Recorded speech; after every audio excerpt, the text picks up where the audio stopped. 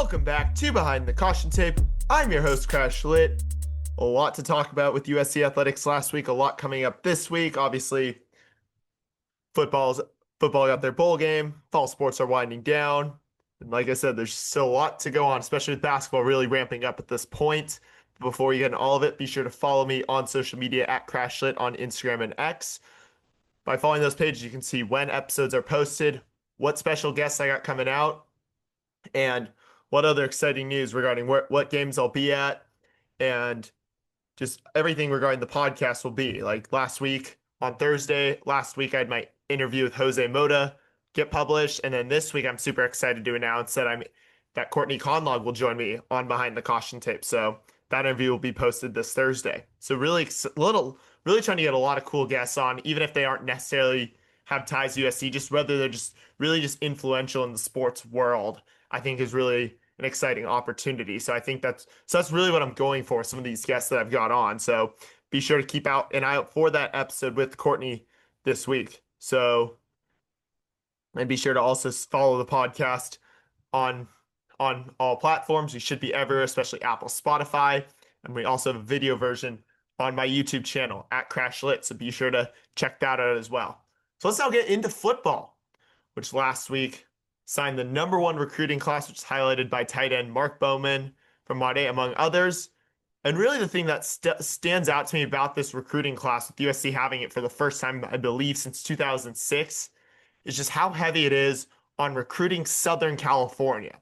USC finally turning to its backyard for recruits. And I kind of get what Lincoln Riley was going for when he's like, oh, we're going to recruit nationally, but that doesn't really make sense when the best players are practically in your own backyard. And I think that's something Chad Bowden really, I think, understood and embraced when he was hired as the general manager last year. So you could just see the effort, and especially just reading about some of the work Ryan Karchi was reporting in the LA Times, it really became clear just how important those relationships Bowden had and just rebuilt with all the local high schools, I think allowed USC to really get those top commits. And I'm not saying, hey, if the #1 prospect in a certain position is in Texas or Florida, like by all means, like go get that guy. Like I have no problem with USC going out and trying to find the best guys in the country. Like I think that's great. But I think the majority of them are in your backyard. So really, I think it's really smart that USC really focused their recruiting efforts on Southern California. So really just all the powerhouses, Mater Dei, John Bosco, like all those, like I think it was really smart. So it's just really showing just how critical Chad Bowden has been since he got here. Like if anyone in the USC football program deserves a raise, it's Chad Bowden. Like pay, as Kenny Dillingham said with regards to Cam Scatterbo, pay the man his money. So wanted to talk a little bit about that, especially because that's big news, especially with USC doing it for the first time since 2006. Like I said, the other big news regarding football this week is USC got its bowl game assignment following the announcement of the playoff of who would make the college football playoff, which had its controversy. Obviously, Notre Dame got left out, but honestly, I think the Irish should have been in favor of Alabama, not because of the rivalry. Like when it comes to the rivalry, I'm glad Notre Dame didn't make it. Love that. But when you look at how Alabama got in, yes, they beat Georgia, but then they get walloped in the SEC championship, and that doesn't matter. And they got 3 losses.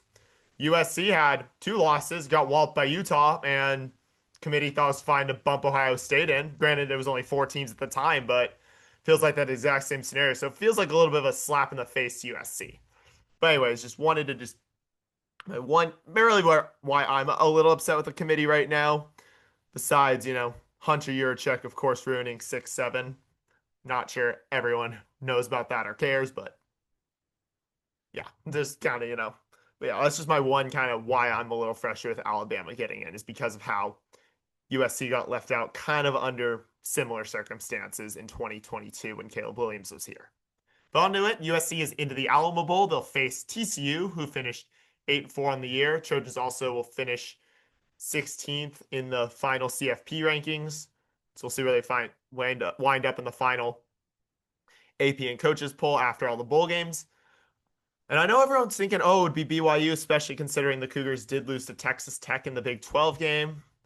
But typically, from what I've learned, bowl games, the Bulls do try to avoid repeat opponents. And since the Cougars were there last year, it seems like it.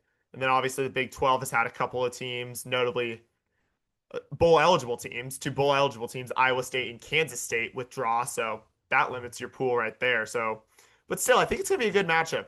One that, obviously USC's never been to the Alamo Bowl, which is kind of shocking. But then also, I think USC, it's a great matchup. Obviously, kind of one of the better ones that is in the available to the legacy Pac-12 schools, since that's how the selection was, and USC was at that top of the list after Oregon got into the playoffs. So really, I do like this matchup for USC. I think it's a really good one against TCU. Horned Frogs obviously haven't been the same since, they made it to the national championship game in 2022, but still, I think it's a really exciting matchup. So I'm definitely, I think, is a good opportunity for USC to go out there, end the season on a good note, get to 10 wins, and then just keep that momentum rolling into year five of Lincoln Riley. So really excited for it. I'm hoping to make it out. Obviously, got to figure out some of those commitments, especially given my other obligations. In addition, behind the caution tape, I am also part of the USC channel at the Voice of College Football, and we interviewed Cody Kessler a couple weeks ago, so I got that on our show Tuesday night. So got to figure out how that's going to look with the bowl game. So we'll figure that all out, and I'll let y'all know if I end up going to San Antonio. So let's move on to men's basketball, who had their first two Big Ten games of the season, the two early games in the schedule, where they got a win 82-77 at Oregon last Tuesday, where Chad Baker-Mazara led the way with 25 points. Ezra Alzar led with 9 rebounds. Baker-Mazara also leading with 3 assists. Then Oregon did lead for most of the first half. Then USC tied it right before half and then managed to be in front for most of it. I think I got to catch up the last 5 to 10 minutes after I got done with Voice of College Football, and it was pretty clear, like, it was really tight game, but then USC just pulled ahead and was able to get the win. So really impressive win. Gritty up there against the Ducks in Eugene. That's always a tough place to play, and Oregon's been a very good team, very consistent under Dana Altman. So a lot of impressive win for the Trojans. But then kind of an inexplicable loss against Washington. Lost 84-76 against the Huskies on Saturday. I actually went with my buddy Austin Robertson, who went to UW, so it was fun. Kind of rivalry game, just hanging out with him. So Baker-Mazara led with 21 points and also 6 rebounds, and Jerry Easter II led with 4 assists. And USC, why this game was frustrating is because USC was up 18 at the end of the first half, and it was looking very much like everything was going to go their way. But then they squandered the lead after halftime and just really got out rebounded on the boards. And especially former Trojan Desmond Claude came alive, and we booed him the whole time, don't worry, as well as former Trojan Wesley Yates, who are all making their first returns back to USC, along with former coach Quindy Pondexter, now on the Husky staff. So it's really just a frustrating loss because USC had that one in control and just completely let go. Even though when UW started strong in the second half, probably off of whatever it was Danny Sprinkle said to them in the locker room, it was still just like it looked like they were going to regain and keep it kind of a steady game, but then just suddenly UW just exploded, caught up, and then took the lead, and then kind of never looked back in the last few minutes. It was really tough loss for the Trojans there, and could have kept them ranks, but they now move to 8-1 on the year, one and start Big Ten play at 1-1, and they did drop from. Then they were 24th last week in the AP poll. They are out of the rankings this week. So up next, USC is back to non-conference play, where they will take on San Diego on Tuesday night at 6 p.m. That'll be on ESPN2. The Toreros are 3-5 before coming back to face former Pac-12 foe Washington State, who is 3-7 on Sunday. That'll be at 4:30 on Fox Sports 1. So interesting storylines with both these games. I was really drawn to both of them, especially the San Diego game, because it's in San Diego and it's the Eric Musselman homecoming game. Like San Diego, when they announced their schedule, which was a couple weeks before USC announced their non-conference schedule, they really were going out of their way to brand this game as like the Eric Musselman homecoming game, because Musselman and then both his sons, including current assistant Michael Musselman, as well as former grad assistant Matthew Musselman, all went to USD. So really a big homecoming game, and I think USC is really trying to use that to draw fans. And I think it's definitely going to be an exciting game for sure. I definitely had it circled as one I was hoping to go to. Obviously, with Voice of College Football on Tuesdays, that will not be possible, but I will definitely be watching it before I got to go on air at 7 p.m.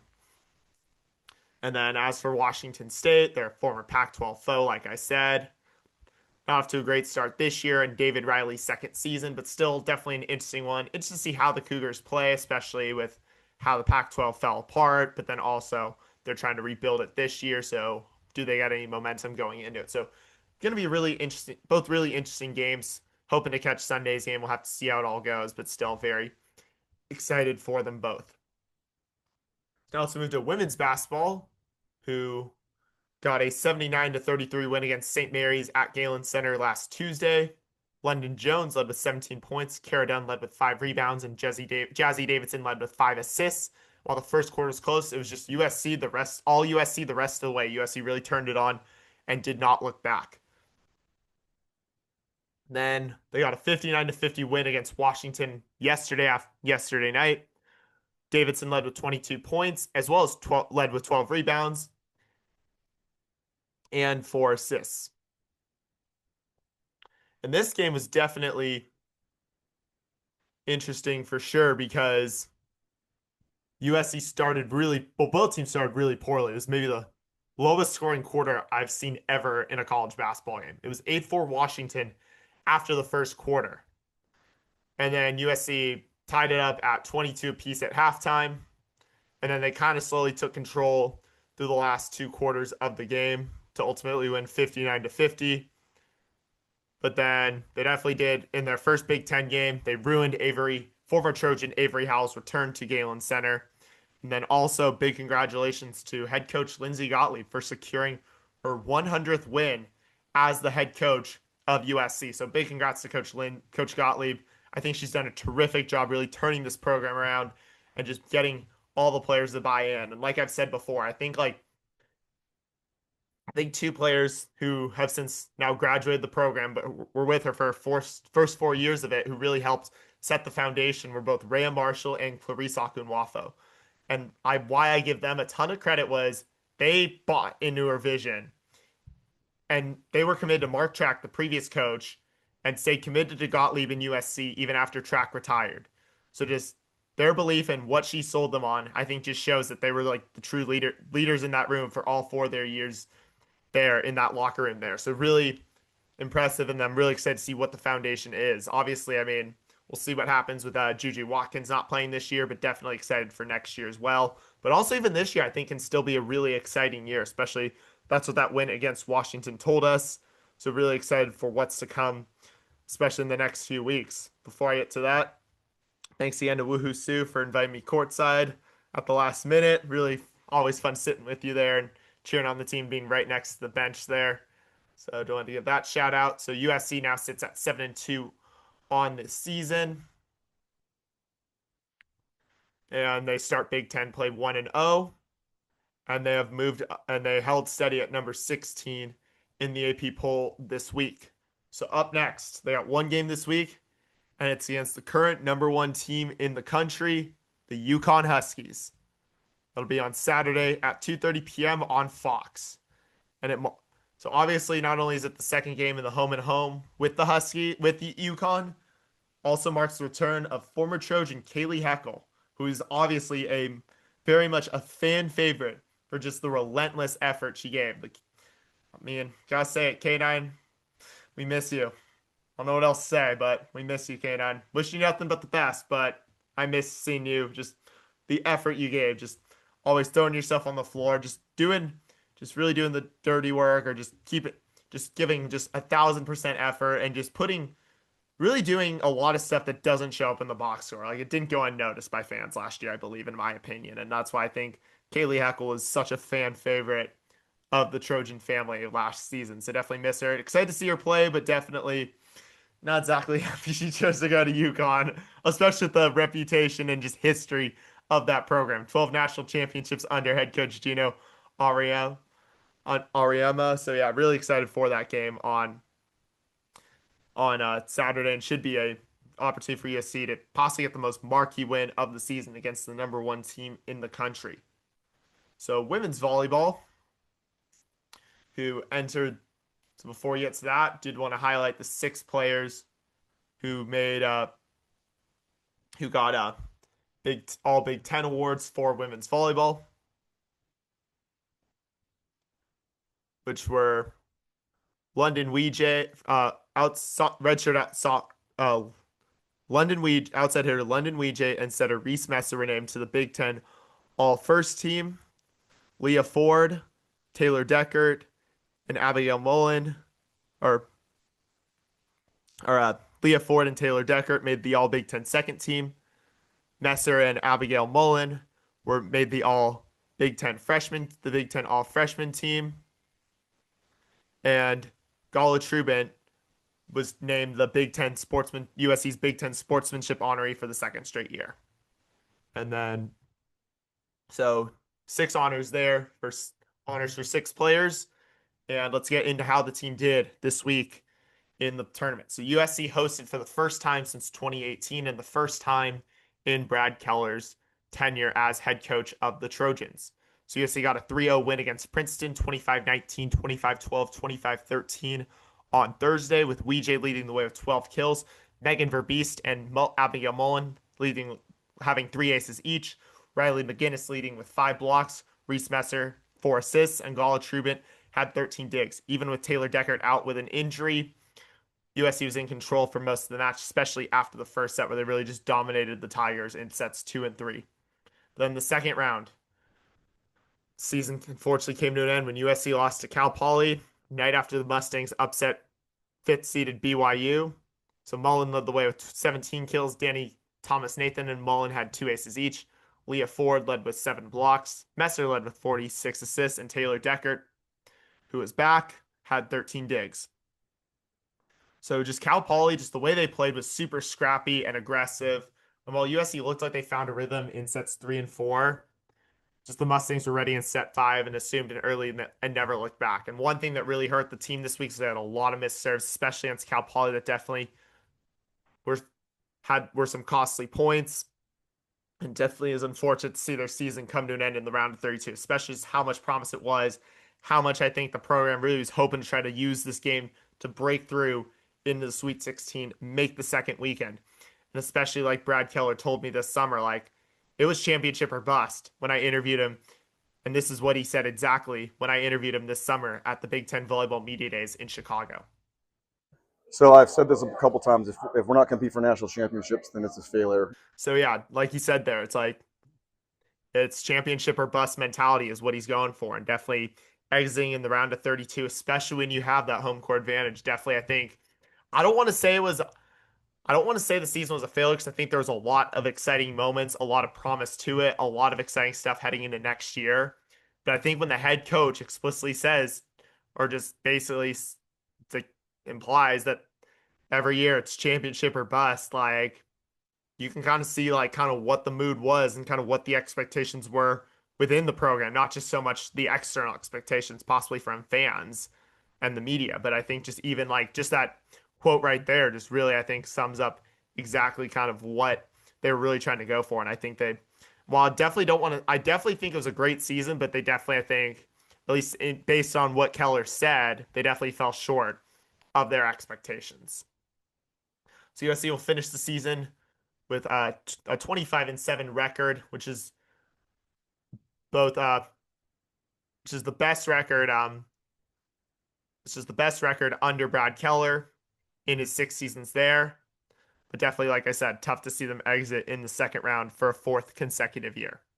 Let's now turn to men's water polo, who entered the NCAA tournament with a 21-3 record as the number 1 seed in the NCAA tournament, which was hosted at Stanford. They won their first game of the quarterfinals against Concordia University Irvine, 16-6 on Friday. Luke Nelson leading with 3 goals. And then in the cage, Charles Mills had 7 saves. Bernardo Herzer had 3 saves, with the goalie splitting, it appears, the game equally in the cage. So CUI hung with USC for a minute for a bit before the Trojans pulled away. Then USC got a 16-7 win in the semifinals against Fordham, fourth seeded Fordham, with Robert Lopez Duarte leading with 3 goals, and Mills had 3 saves and played the whole time. And then USC started strong, and then consistently beat up on Fordham in the first 3 quarters of the game to really take a lead that they would never relinquish.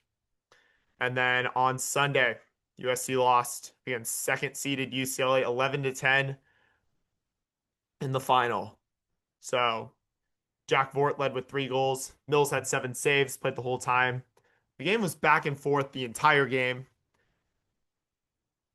but Federico Juca Carcelade had made of UCLA made a heartbreaking goal that got past Mills at the last second and got the Bruins the national championship in men's water polo with virtually no time left. I think they called it a buzzer beater exactly. A little bit of controversy in the comments, but they made the shot. They won it fair and square. Definitely always tough to see. Still 4's down forever no matter what, but definitely tough to see UCLA walk out of there with that national championship, and that could have been natty 139 for USC. But still, a really great season for men's water polo. Finishes the runner-up in men's volleyball, 23-4 overall record. Just tough not to see them get that national championship, especially with how hard that team worked, how good they are. I mean, every year it's men's water polo is one of those teams. Water polo, both men's and women's, is one of those teams at USC that's consistently in the mix and usually is always competing for that championship. So it's really tough to see it, but definitely excited for their next year there. So we now move on to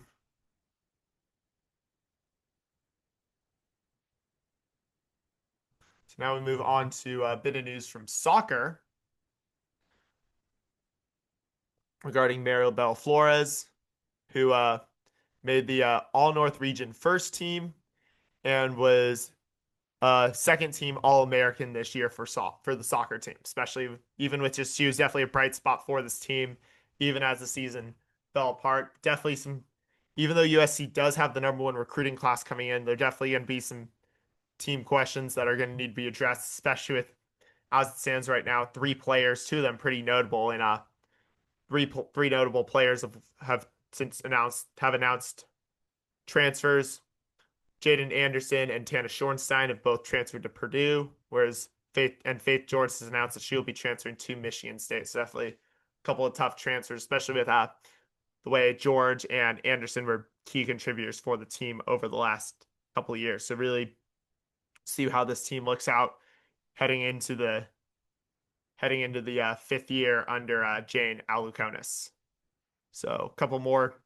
As for that, now we go to baseball, who announced their schedule, and definitely some exciting matchups. Obviously, they're back at Dado Field this year, even though it is still under construction. There was a lot of talk whether they would, actually be there in time or what's going to happen. I'd heard rumors from different sources. I've heard a lot of different things, and so nothing I could really talk about because I kept hearing contradicting information. And and that's not to say I didn't believe anything that I was hearing or who it was coming from, but just with just a bunch of info coming from a lot of different people and sources, I was wanting to be very careful and didn't want to speculate on anything publicly. But obviously, I think it's great that the team is back at Dado Field. Obviously, it'll still be under construction. Hence, they announced that all games will be free and open to the public this year again. So excited for that. Then obviously, I think, the Trojans will open with 3 games against Pepperdine from February 13th through the 15th. Then they start the season at home with games against LMU, and then a series against Rice. Cal Poly, they got UC Irvine again on the schedule, Long Beach State, Cal State Fullerton. A lot of matchups that I think really are going to be exciting. They'll even have Oregon State coming to Dado Field this year, which I think will be exciting. Series at UCLA, series at UCSB.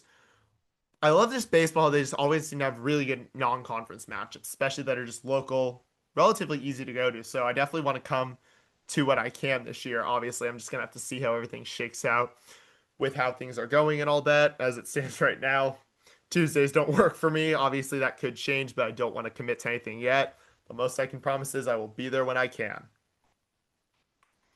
And then the final team the other team who announced their schedule this week was men's tennis. Their season will open on January 11th with games against UC San Diego and San Diego State. But then they'll also visit the Bay Area schools and former Pac-12 members Stanford and Cal. Face UC Irvine twice, and then I think pretty much have a lot of exciting matchups with their in the Big Ten as well. So obviously they'll host UCLA in a non-conference matchup duel, but then also face them in Westwood in a Big Ten duel. So a lot of exciting matchups there as well. And interested to see how this year goes for USC.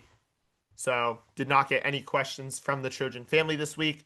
But if you do ever want to get your voice heard and ask a question, be sure to look out for question boxes on my Instagram and my X pages at CrashLit. I post question boxes every week, and you can ask any questions you want. And please note, just please make them appropriate and relevant to the discussion of USC athletics. And other than that, let's go to how I did and what I'll be at this week. So last week I went 2-2. So I went 1-1 at women's volleyball, which has me finishing 14-5 on the year.